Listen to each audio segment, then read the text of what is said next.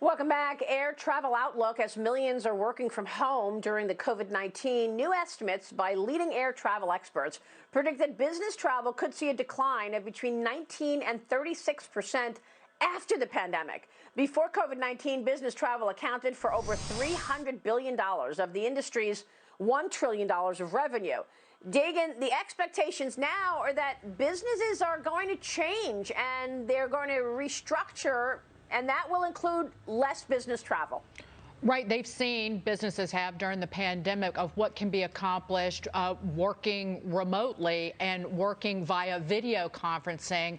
And they're looking at business travel and see a good part of it as a huge waste of money.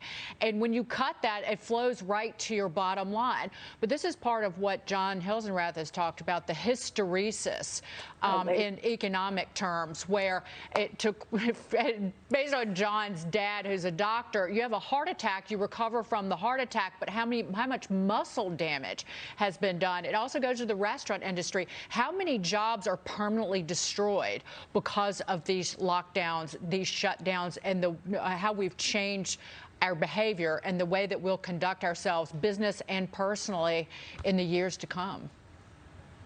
Yeah, how do you feel about that, Scott? You're a business guy. Are you going to keep up business travel, or are you going to change how you approach it? I'm a business guy and I'm a travel guy, Maria, and I miss it, frankly. I think the concerns are a little overblown. I mean, look, Zoom is great, Slack's great, Google Hangouts are great, to Dagan's point, but there's just something that I miss about pressing the flesh with somebody, as they say in the business world. I mean, I don't want to cry on air, but I miss seeing you guys on the set, for example. I mean, there's just all kinds of things that we lose when we don't spend some time in person. So I think once the vaccine gets kind of permeated through society, maybe that does take another year. I think travel comes back with a vengeance, and I like the airline stocks here. Well, okay, a vengeance meaning in 2021. You think yeah, late 2021 and definitely 2022, Maria. I think families start traveling. I think business travel comes back. And I think airline stocks, travel booking sites are all good investments here as they're still down. Well, you have to leave it up to corporate management. They have to say, okay, we'll pay for your travel. If you want to pay for it, go right ahead. You can go on that business trip. But you're paying for it. There'll be a lot of deals out there, expenses. Too. No way. Well, that's right. And Dagan, you know, managers are going to take into account the risks that while we're sending our employees on this trip, if they get sick, they're out for 3 weeks. So. Right. I mean, hopefully all that goes away with as most of the nation becomes vaccinated.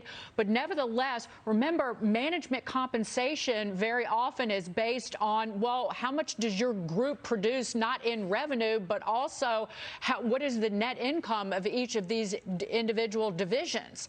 So how do you cut costs, you earn more money, boom, people make more. So again, you might have managers who are not willing to sign off on those trips.